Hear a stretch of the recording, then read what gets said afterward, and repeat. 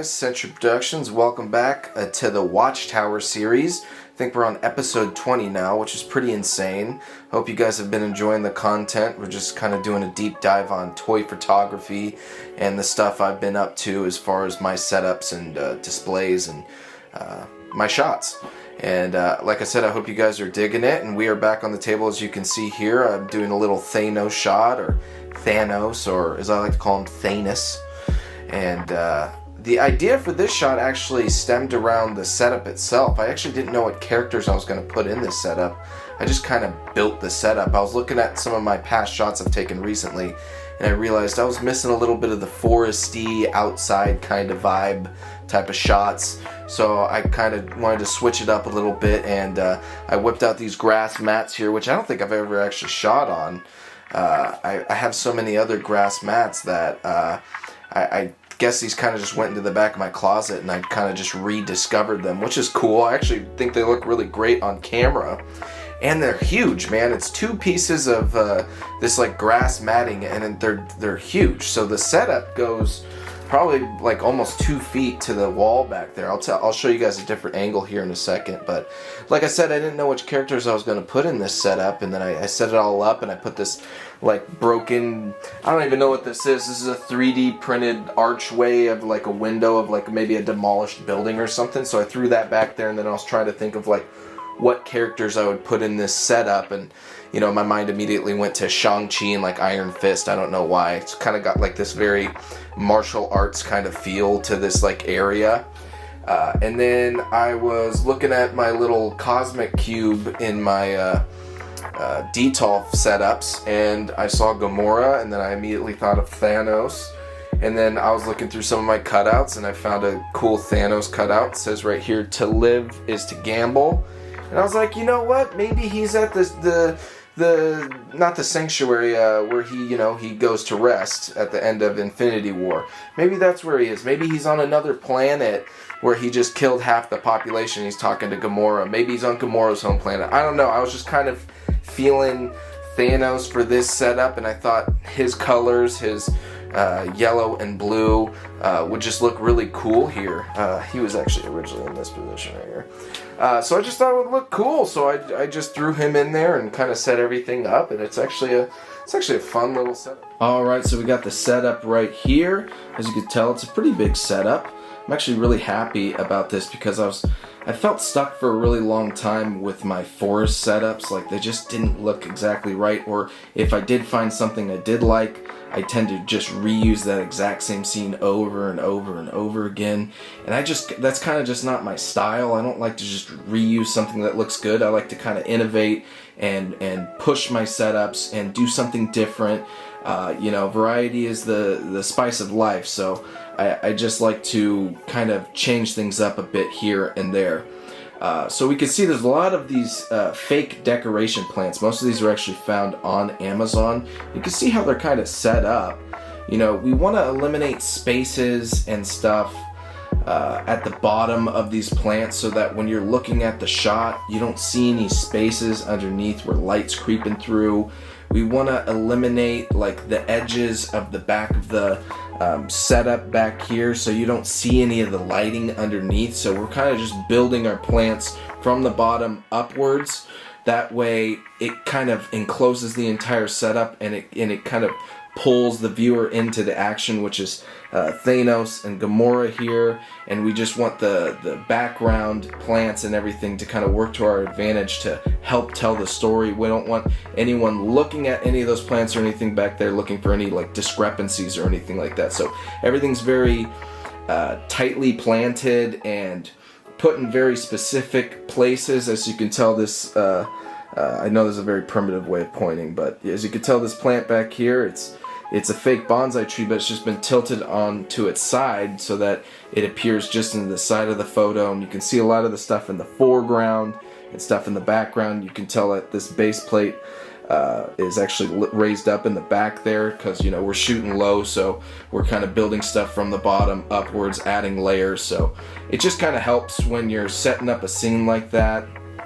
I don't know, it was just an idea I had, and there's so much space here. I didn't want everything just looking like super flat. I kind of wanted it to be built upwards a little bit. And I think it helps out quite a lot with the setup, you know, because like I said, the main thing we want to draw everyone's attention into is basically Thanos here, because the speech bubble, and then we want to make sure that we keep Gamora somewhat in focus, but the focal point is going to be the cutout and Thanos. So very cool scene. I really enjoyed building all this up, using all my plants, and with a scene like this, I don't think I'm going to let it go to waste. I think I'm going to remove all the plants here, and since I have this base and everything set up, I think I'm going to add some actual trees in. And I'm going to do a completely different setup with a completely different character, but I'm just going to basically save myself the hassle and some of the work by just using this already pre-existing base grass set that I've already have right here and do another shot. I think Boog said it best, you know, never waste a setup. So, you know, while you got it all set up and everything, you might as well take another shot. So I think that's what we're going to do with this, but I'm really liking how this turned out. So let's check out the shot.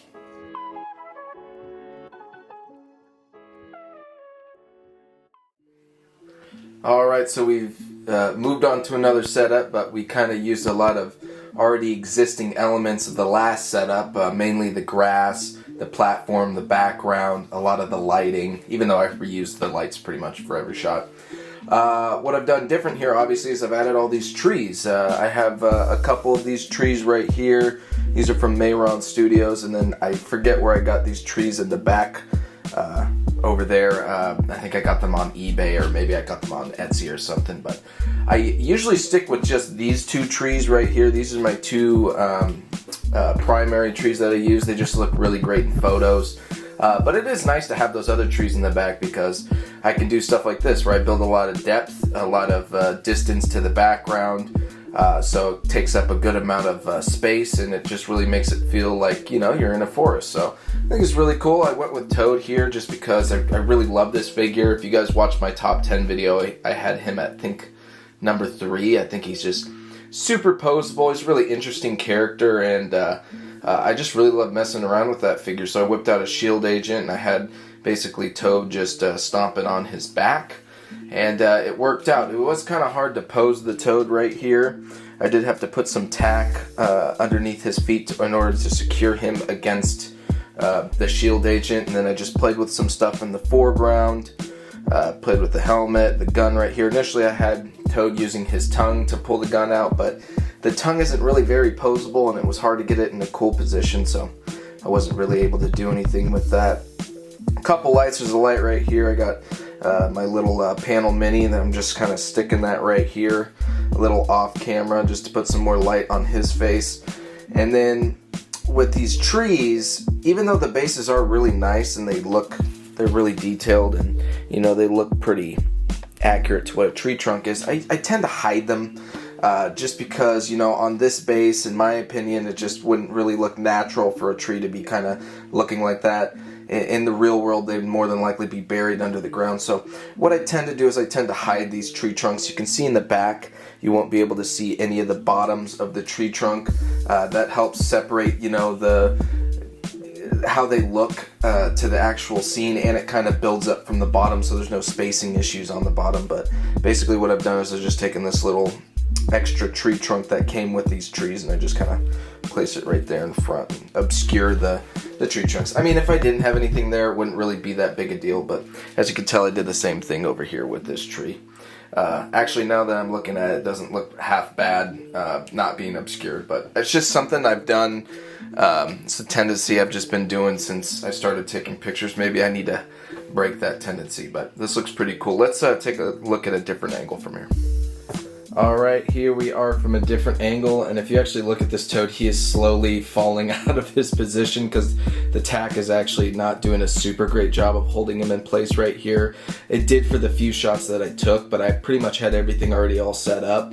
So once I put him into position, I could kind of just shoot, check the shots on my computer, make minor adjustments if I needed to, and then go back to him. But the longer he sits, especially with him sitting on top of that tack that's attached to the back of the shield agent, the more he's kind of leaning backwards because he is at an awkward angle and he's falling to the side and stuff like that. So that's something you have to keep in mind when you're working with tack.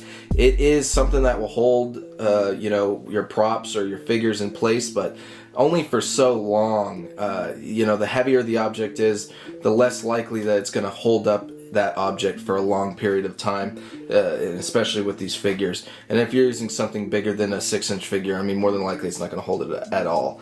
But unless you use a lot of tack and you really, you know, push hard onto the two objects that you're trying to connect. But anyways, we can see the setup here. Like I mentioned about the tree trunks a second ago, I have just kind of taken these fake bonsai trees, and you can see the tree trunk right there. These are actually a little bit more cartoony, so I tend to always cover these ones up if I ever do use these trees. But you can see, you know, most of the stuff in the background is going to be blurred anyway, so it just looks like, you know, random vegetation in the back. But you can see why I would cover that up, because they don't, you know, necessarily look super realistic. As you can see, I got these two lights right here. I don't know if you guys can see this one, but these are kind of bright yellow lights. I want to give the idea of like a very sunny scene. We obviously have another one right here. These are the Ulanzi colored lights. You can get them on Amazon for like 30 bucks each. They're very versatile. I have like 4 or 5 of these. You know, they do yellow lights. They do pretty much any color lights. I usually stick to the yellow or the white, but if you want to throw in colored lights in your shots, I mean, these are like the most affordable. They're like the most widely used ones in the ACBA community, so you can't really go wrong with the Ulanzis. And then we can see way in the back here, we got the light bar that's just giving just enough light on that background so that when you're looking at the shot, you see a nice little glow coming from beyond the trees. But other than that, we're not really focusing too much on lighting that entire background back there.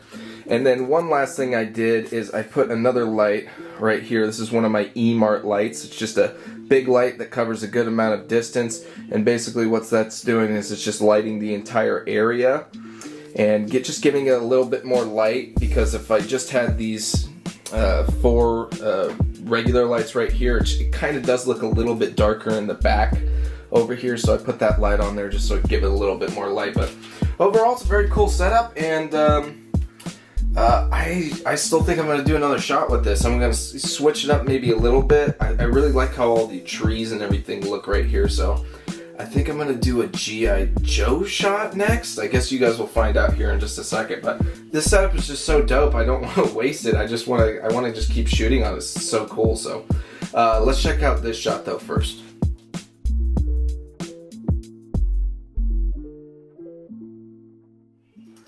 Alright, so we can see I utilized the setup again.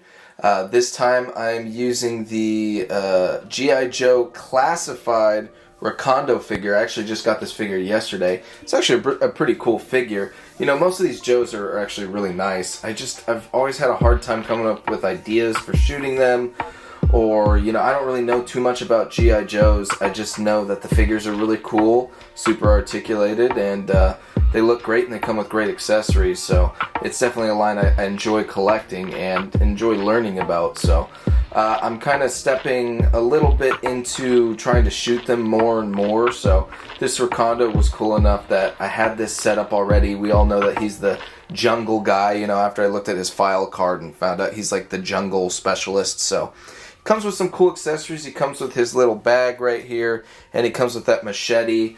Just so happened that there was a groove in this log that I was able to kind of just fit the machete right into, and it looks like he, you know, was walking through the jungle, decided to take a break, slapped that machete down right into the log, put his pack down, and now he's taking like a little nap. So I think this is really cool. It's very it's just a very simple setup, but it's very, you know, I think it's really cool, especially with this awesome little scene that we've created and utilized 3 different times now. So I'm happy that I put so much time into setting everything up. So, you know, it really ended up paying off for me. I was able to get 3 different setups out of it, and I think they all look a little bit different. You know, I tried to focus on using different lighting for each of the setups, different backgrounds.